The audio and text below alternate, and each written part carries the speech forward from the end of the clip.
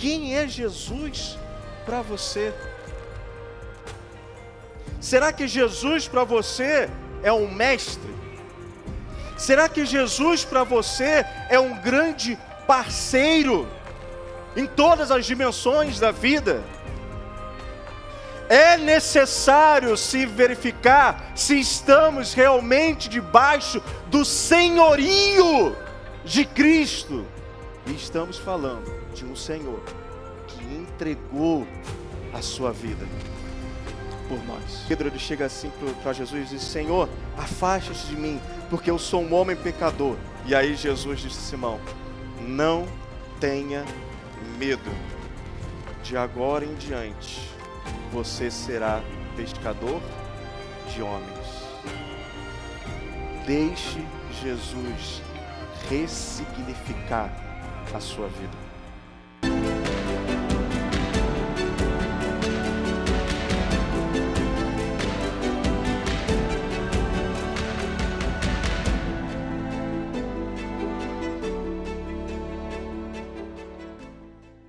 Com a graça e a paz de nosso Senhor e Salvador Jesus Cristo, amém? Que bom, que alegria ver vocês pela manhã, poder compartilhar a palavra do Senhor, ela que é viva e eficaz. Talvez os irmãos hoje possam estar sentindo um calor, assim, fogo do Espírito. Teve uma queda de luz aqui que os ar-condicionados aqui ficaram desligados. Já está sendo revisto. Mas é o fogo do Espírito, gente. Tem nada a ver com esse negócio de ar-condicionado, não.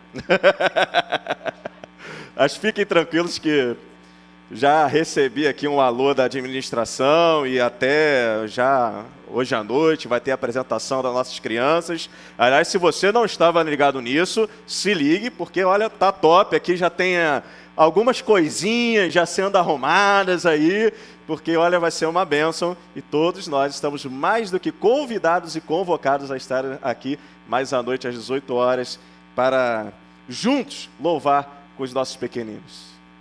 Meus caros, é uma alegria estar aqui realmente com vocês, compartilhando a palavra. Quero agradecer ao nosso pastor pela confiança, né, de compartilhar o púlpito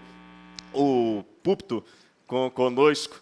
E eu gostaria de convidar os irmãos a que abram as suas Bíblias no Evangelho segundo registrou Lucas, capítulo 5. Nós vamos ler os versículos de 1 a 10. Evangelho segundo escreveu Lucas, capítulo 5, versos de 1 até o 10. Diz assim a palavra do Senhor. Certo dia, Jesus estava perto do lago de Genezaré, e uma multidão o comprimia de todos os lados para ouvir a palavra de Deus. Viu à beira do lago 2 barcos deixados ali pelos pescadores que estavam lavando as suas redes. Entrou num dos barcos que pertencia a Simão e pediu-lhe que afastasse um pouco mais da praia, e então sentou-se e do barco ensinava o povo. Tendo acabado de falar, disse a Simão: vá para onde as águas são mais profundas e a todos lancem as redes para a pesca. Simão respondeu: mestre, esforçamos a noite inteira e não pegamos nada. Mas é porque tu é quem está dizendo isso, vou lançar redes. Quando fizeram, pegaram tal quantidade de peixes que as redes começaram a rasgar-se. Então fizeram sinais aos seus companheiros no outro barco para que viessem ajudá-los, e eles vieram e encheram ambos os barcos a ponto de quase começarem a afundar. Quando Simão viu isso, prostrou-se aos pés de Jesus e disse: afasta-te de mim, Senhor, porque eu sou pecador. Pois ele e todos os seus companheiros estavam perplexos com a pesca que haviam feito, como também Tiago e João, os filhos de Zebedeu, sócios de Simão. Então Jesus disse a Simão: não tenha medo, de agora em diante você será pescador de homens. Vamos orar? Santo Deus, mais uma vez, Senhor, chegamos ao teu trono de graça para te suplicar pela operosidade do teu Santo Espírito.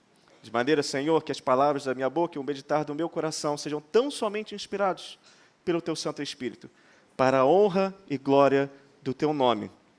E no nome de Jesus é que nós oramos. Amém e amém. Louvado seja o nosso Senhor Jesus Cristo. O Evangelho de João, ele vai dizer que Jesus ele realizou muitos outros milagres. Mas que os milagres que nós temos registrados nos Evangelhos, eles servem para que vocês creiam que Jesus é o Cristo, Filho de Deus, e crendo, tenham vida em seu nome. Esse é o objetivo dos relatos de milagres que nós encontramos nos Evangelhos, para que a gente reconheça que Jesus é o Cristo, é o ungido, é o Filho de Deus, e que por esse nome, que está acima de todo nome, nós possamos ter vida, e vida plena, e vida abundante. E é muito interessante quando a gente olha os milagres de Jesus, porque os milagres de Jesus, eles sempre têm algo para nós, para além do ato em si.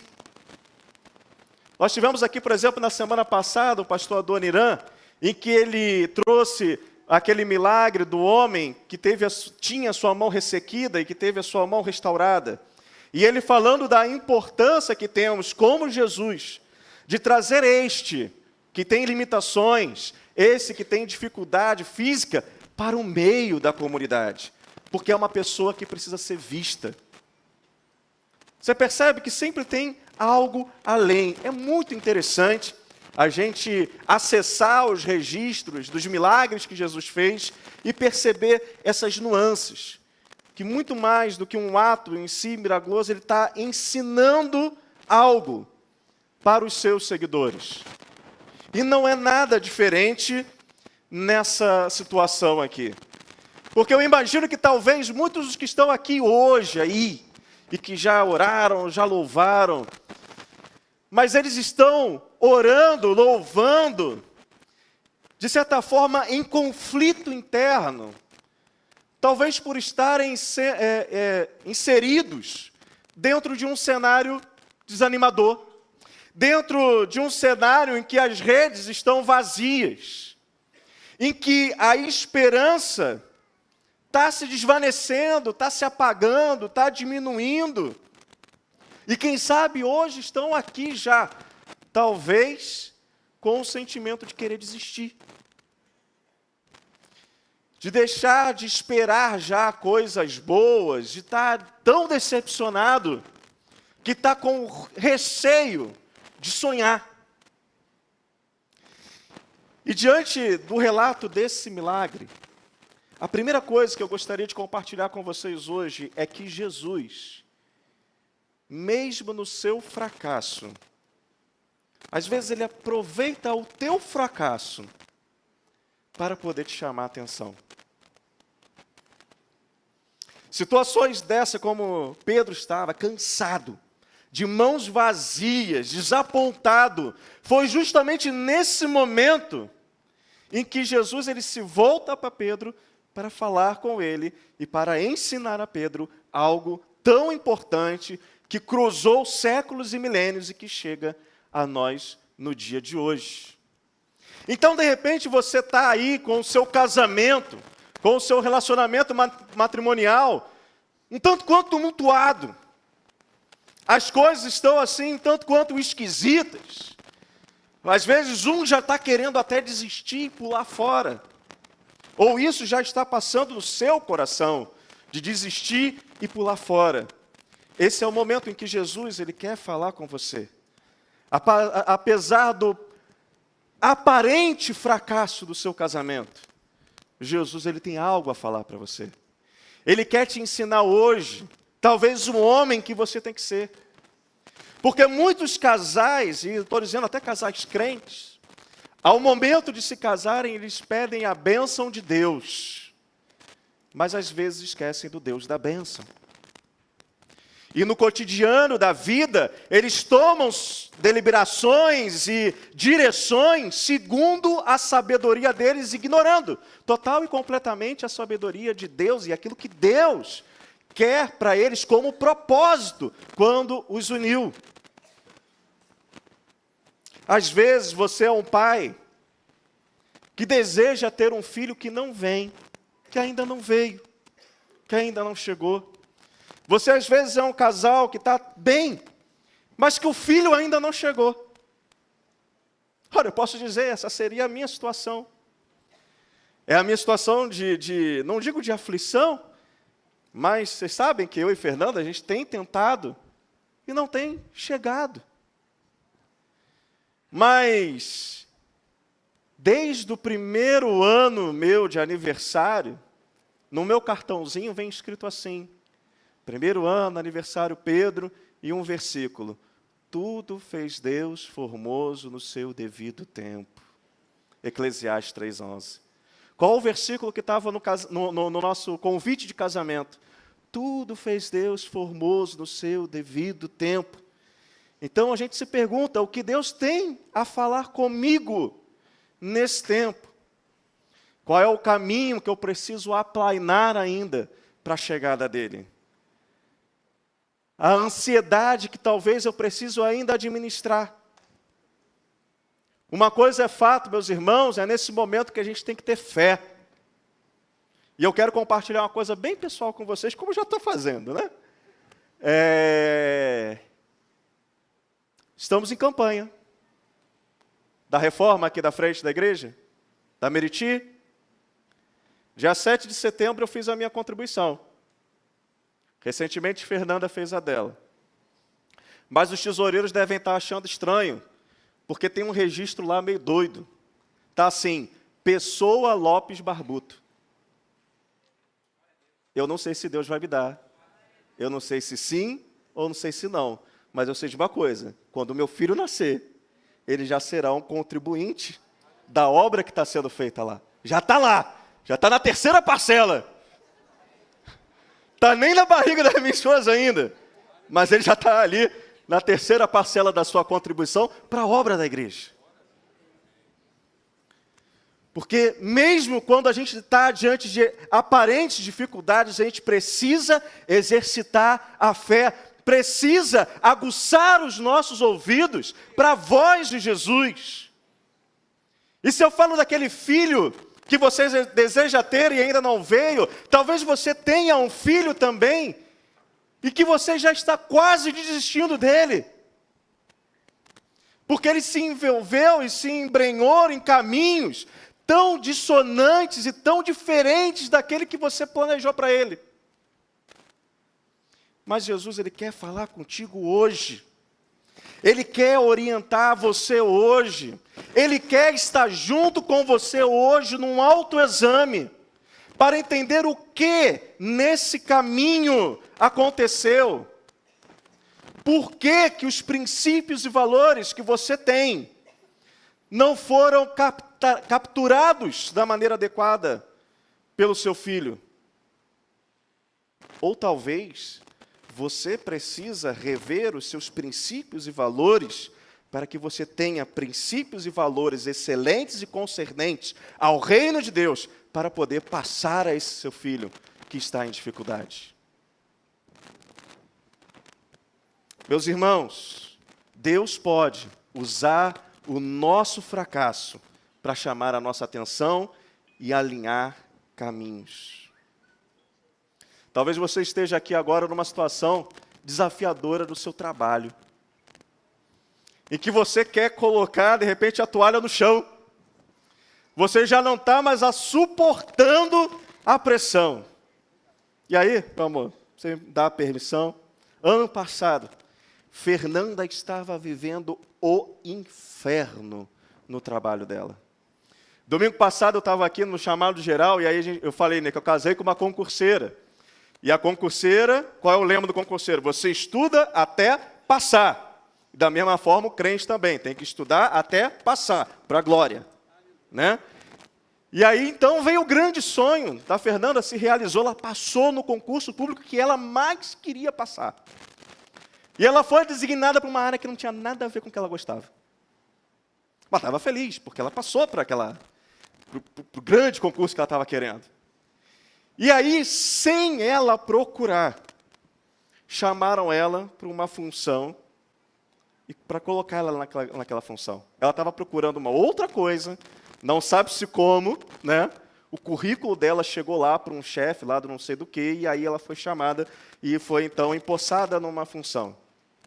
que não tinha absolutamente, era totalmente administrativo, e vocês sabem que Fernanda, ela é do direito. É engraçado que ela falava para mim, e a minha primeira formação é administração, e aí eu falava assim, pô, isso aí é tranquilo, né? Porque tinha coisas a ver com a minha formação. E aí, às vezes, ela chegava em casa chorando, dizendo assim, vão me demitir, porque eu não estou conseguindo e tal, não sei o quê, blá, blá, blá, blá, blá. Eu falava assim, Fernanda, você procurou essa função? Não, então, é porque eu tenho que sair. Então, foi Deus que te colocou ali. Entenda o propósito que Deus tem para você, aonde você está. E eu não vou alongar nessa história, mas hoje ela entende perfeitamente.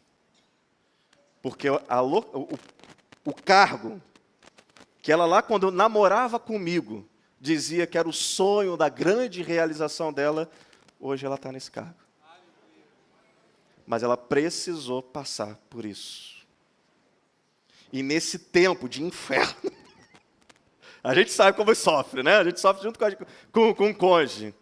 A gente sempre fala assim, né? Para que Deus mostrasse qual é o propósito. Para que Deus falasse conosco. Para que a gente pudesse entender. Mas uma coisa é certa, a gente estava experimentando aquilo ali, porque Deus tinha propósitos. Então, mesmo no aparente fracasso, Deus tem propósito e Ele quer falar contigo, Ele quer te orientar, Ele quer restaurar, Ele quer fazer o extraordinário na sua vida.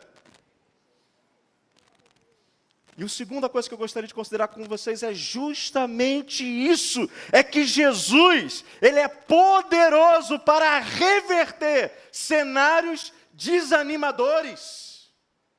Ora, Jesus sabe o quanto você tentou.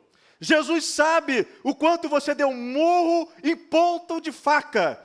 Jesus sabe o quanto você tentou dar o seu jeito, mas hoje Jesus está dizendo assim para você, vamos, mas vamos juntos e vamos do meu jeito, do jeito de Deus, não na tua sabedoria, não na tua ideia, não pela tua experiência, não pela tua expertise, mas pela orientação de Jesus.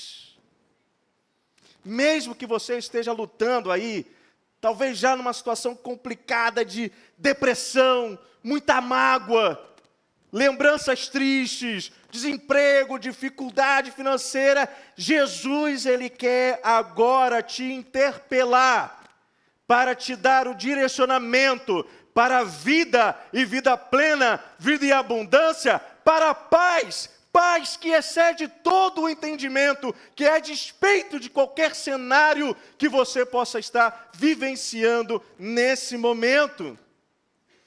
Eu acho fantástico no relato desse milagre, é que Pedro topa seguir a orientação de Jesus. Talvez para você, hoje, 2023, ler esse relato, você fala assim, tranquilo. Afinal de contas, Jesus era Jesus. Mas naquele momento, Jesus ainda estava se revelando. Quem é Jesus? O carpinteiro. Filho do carpinteiro, certamente, sabia o ofício. Quem é Pedro? O experiente pescador. Certamente, mais velho do que Jesus. Afinal de contas, a gente sabe pelo relato bíblico que ele era casado, né? Afinal de contas, ele tinha sogra. Então, certamente, inclusive, até Jesus era mais novo.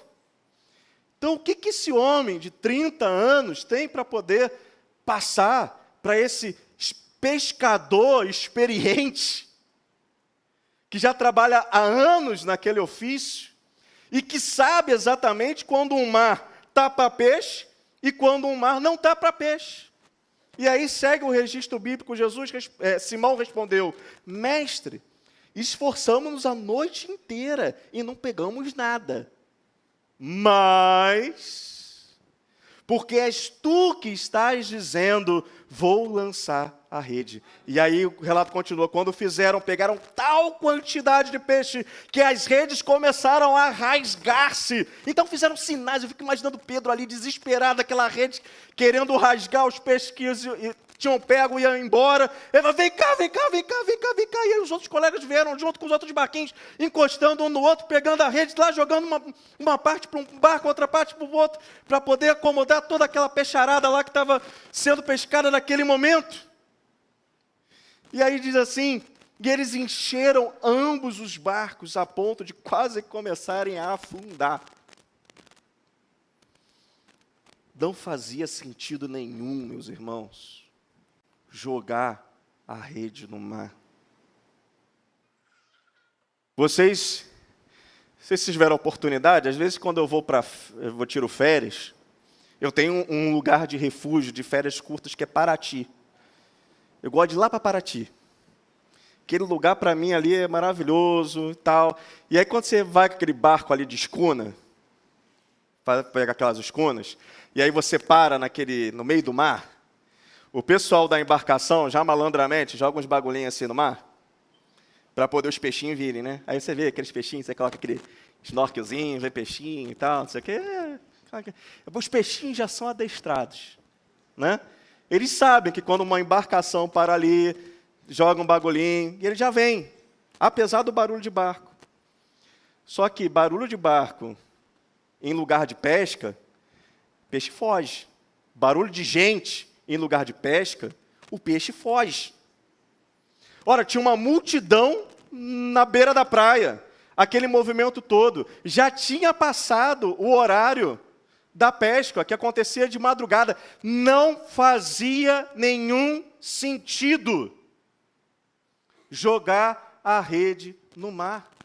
Em tese, todos os peixes já estavam espantados, espalhados, não faziam o menor sentido. Mas problema é seu se você está achando que não tem nenhum sentido. É Jesus que está mandando. E quando Jesus ele manda, não importa ter sentido para você.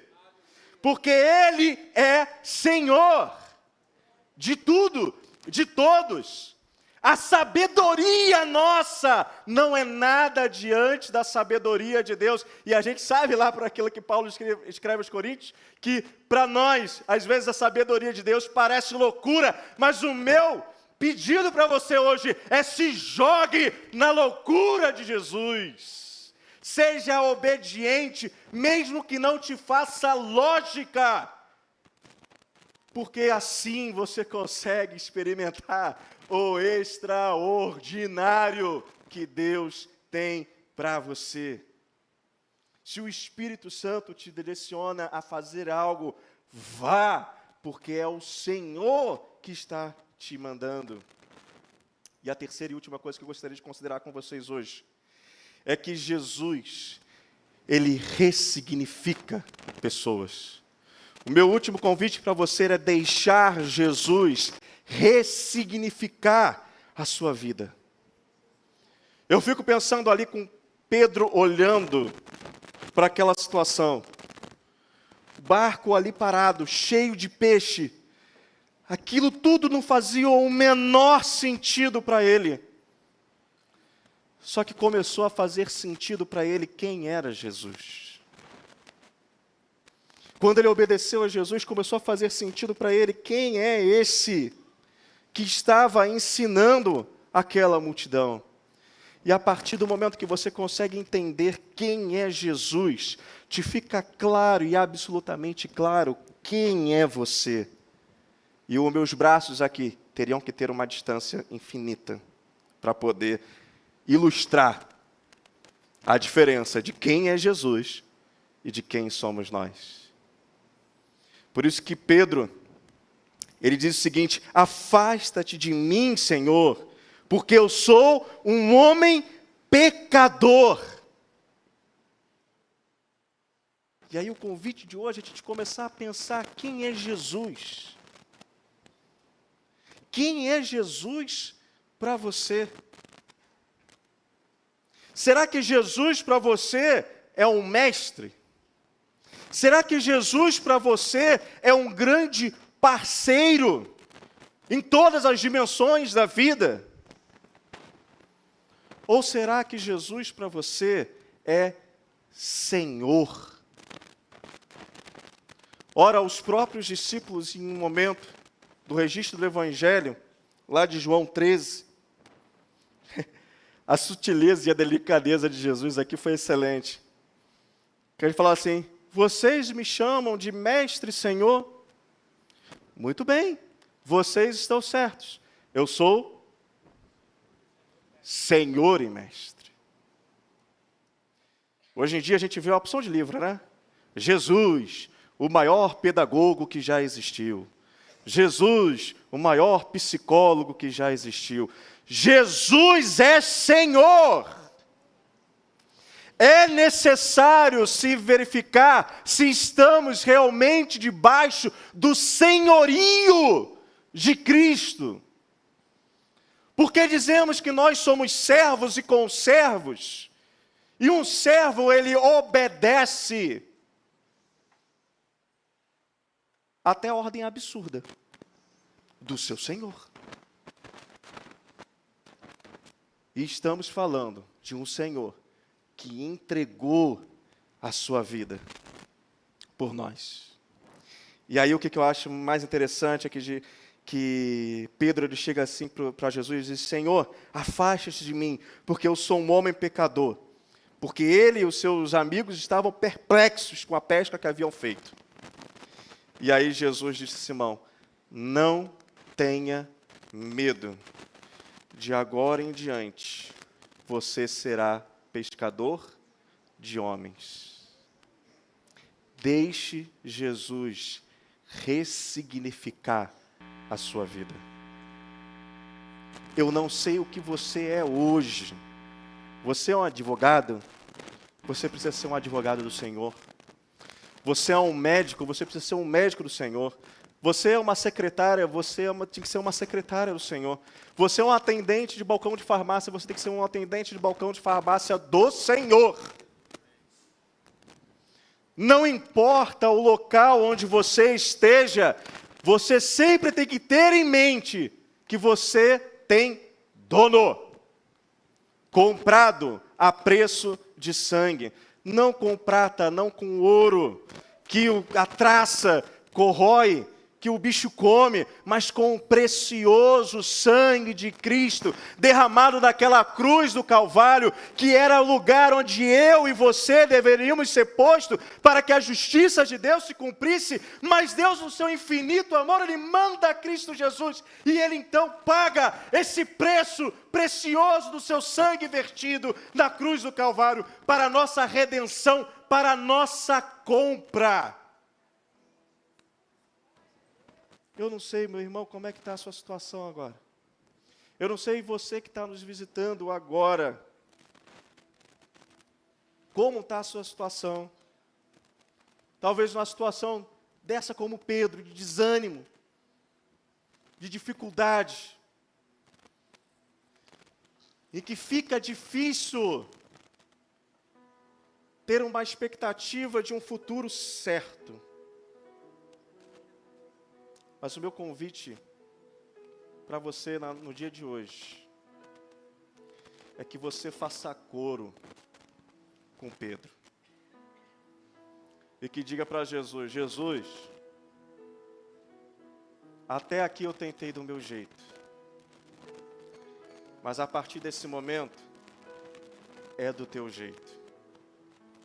E é porque é o Senhor que está mandando. Eu vou jogar rede. Nesse mar que parece seco, nesse mar que parece deserto, nesse mar que parece total e completamente infrutífero, Senhor, eu vou jogar minhas redes. Porque é o Senhor que está mandando. E eu reconheço o senhorio de Cristo sobre a minha vida. E eu quero nesse momento convidar você que se junte comigo. Cada um de nós temos as nossas questões, áreas de nossa vida em que talvez Cristo ainda precisa assumir um senhorio pleno. E eu quero chamar vocês aqui à frente, para que Deus possa potencializar aquilo que você é.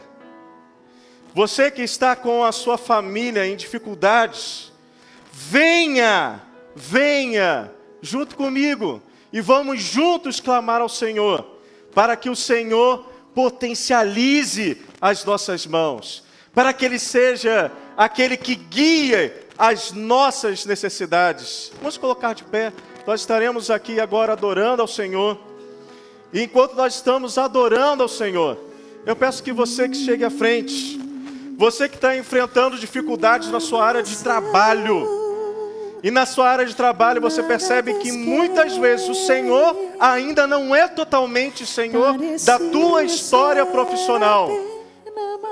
Hoje é dia de você dizer assim: Senhor, por favor, diminua eu, que o Senhor cresça, e a minha vida profissional está nas tuas mãos, a minha família está nas tuas mãos. Os meus estudos, as minhas intenções, Senhor, toma todo o meu pensamento, toma todo o meu planejamento, que eles sejam todos revisados segundo o teu querer, a tua vontade, porque eu preciso, Senhor, de vida, eu preciso de vida plena, eu preciso, Senhor, da vida que tu tens planejada para a minha vida. E eu me rendo, ó Deus.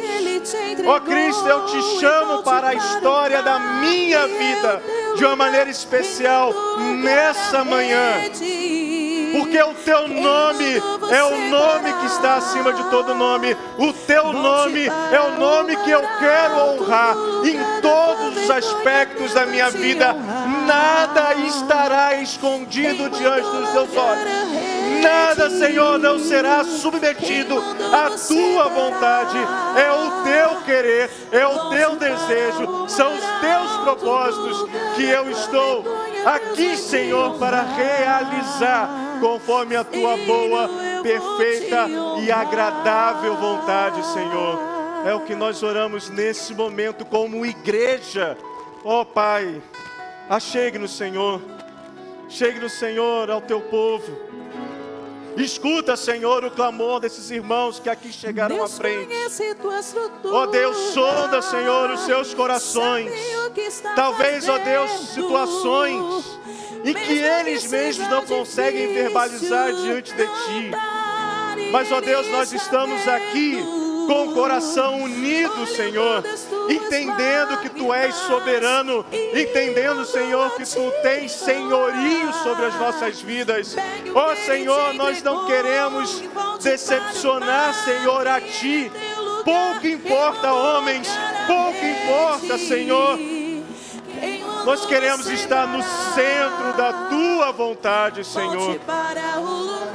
Ó Deus, no poder do Teu Santo Espírito, ergue-nos, Senhor, nos chame, Senhor, para junto de Si, ressignifica, Senhor, as nossas vidas, ressignifica, Senhor, a nossa profissão, ressignifica, Senhor, os nossos papéis sociais, que sejamos, antes de tudo, servos e servos do Senhor.